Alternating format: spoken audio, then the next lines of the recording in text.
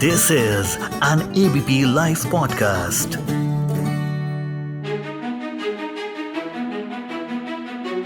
अब तो वैसे सभी जानते हैं, लेकिन फिर भी आपको याद दिला दूं कि जिस 3 इडियट्स मूवी को आपने इतना एंजॉय किया था ना, उसमें आमिर खान का कैरेक्टर फुनसुक वांगडू वो सोनम वांगचुक पर ही बेस्ड था।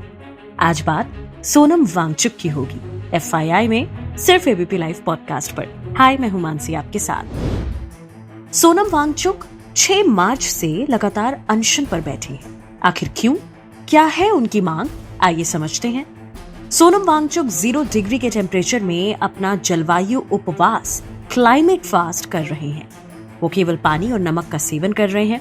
हाल ही में उन्होंने कहा कि दूसरे आंदोलनकारियों के साथ मिलकर वो बाहरी दुनिया को जमीनी हकीकत से रूबरू कराने के लिए जल्द ही सीमा मार्च करने वाले हैं। 24 मार्च को कारगिल डेमोक्रेटिक अलायंस यानी कि KDA ने भी सोनम के साथ विरोध प्रदर्शन और भूख हड़ताल शुरू कर दी है। सोनम वांगचुक का कहना है कि केंद्र ने 4 साल पहले एक वादा किया था, लेकिन अब वो अपनी बात से मुकर रहे हैं और उनकी भूख हड़ताल का सबसे बड़ा मुद्दा लद्दाख को संविधान की 6ठी अनुसूची के तहत लाना है, जिसका वादा केंद्र ने 4 साल पहले किया था। सोनम वांगचुक की मांग लद्दाख के लिए पूर्ण राज्य का दर्जा, स्थानीय लोगों के लिए नौकरी में रिजर्वेशन, लेह और कारगिल के लिए एक संसदीय सीट और संविधान की 6ठी अनुसूची लागू करना है। इसे लेकर वो पिछले 20 दिनों से लेह में 0 से नीचे के टेम्परेचर में भूख हड़ताल पर बैठे हैं। इस तापमान के बावजूद उनके प्रदर्शन में हिस्सा लेने वालों की तादाद लगातार बढ़ती जा रही है। 2019 में जम्मू कश्मीर से धारा 370 हटते ही दोनों राज्यों के विशेष संवैधानिक पावर खत्म हो गई थी। केंद्र ने जम्मू और कश्मीर को तो राज्य का दर्जा दे दिया, लेकिन लद्दाख को केंद्र शासित प्रदेश बना दिया। सोनम वांगचुक का कहना है कि केंद्र शासित राज्य होने की वजह से इसकी सत्ता का सेंटर दिल्ली से है और इस वजह से यहाँ इंडस्ट्रीज आकर पर्यावरण के साथ छेड़छाड़ कर रही हैं। साथ ही यहाँ के लोगों के विकास पर ध्यान नहीं दिया जा रहा। उनका कहना है कि अगर हम लद्दाख को सुरक्षित करने का कोई तरीका नहीं निकालेंगे तो यहाँ की आबादी बढ़ जाएगी और तेजी से उद्योग बढ़ेंगे।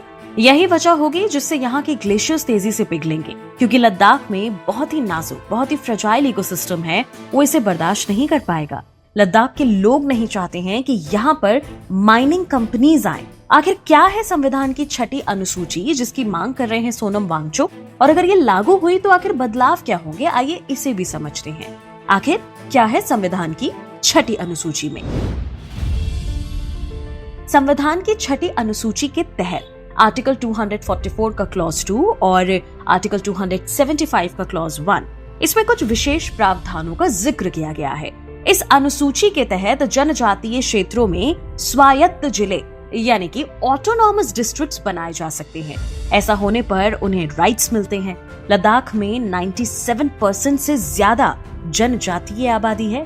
जैसे हर ऑटोनॉमस डिस्ट्रिक्ट काउंसिल बनाई जाएगी। इसमें काउंसिल में मैक्सिमम 30 मेंबर्स हिस्सा बन सकते हैं। इस काउंसिल को कई अधिकार मिलते हैं। इनके पास जमीन, जंगल, जल, कृषि, ग्राम परिषद, हेल्थ, स्वच्छता, ग्राम, नगर स्तर की पुलिसिंग, विरासत, विवाह, तलाक, सामाजिक रीति रिवाज और माइनिंग से जुड़े कानून को बनाने का हक होता है।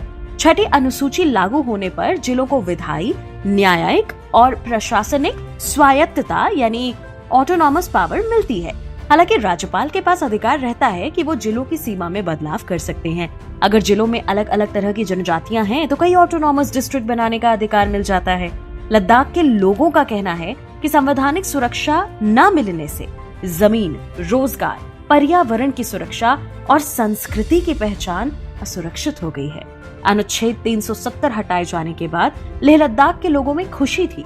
5 अगस्त 2019 को इसका उत्तरी राज्य का संवैधानिक दर्जा बदला, लेकिन बाद में ये भी पता चला कि यूनियन टेरिटरी बनने के बाद भी जम्मू और कश्मीर की विधायिका तो होगी, पर लद्दाख की नहीं।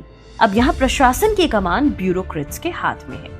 लद्दाख के लोगों को लगता है कि सरकार ने उनसे दूरी बना ली है।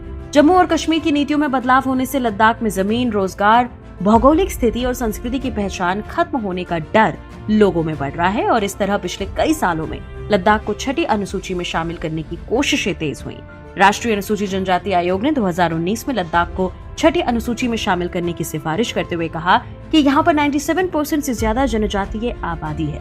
बात करें मीडिया रिपोर्ट्स की, तो इनके मुताबिक छठी अनुसूची को लद्दाख में शामिल करना आसान नहीं होगा, क्योंकि ये अनुसूची नॉर्थ ईस्ट के लिए है। देश के बाकी हिस्सों के लिए 5वीं अनुसूची है। हालांकि सरकार चाहे तो इसमें अमेंडमेंट कर सकती है, संशोधन कर सकती है। आपको ये भी बता दें कि छठी अनुसूची का विषय असम, मेघालय, त्रिपुरा और मिजोरम राज्यों के जनजातीय क्षेत्रों का प्रशासन है। आज के FYI में इतना ही। मैं मानसी हूँ आपके साथ। सुनते रहिए ABP लाइव पॉडकास्ट।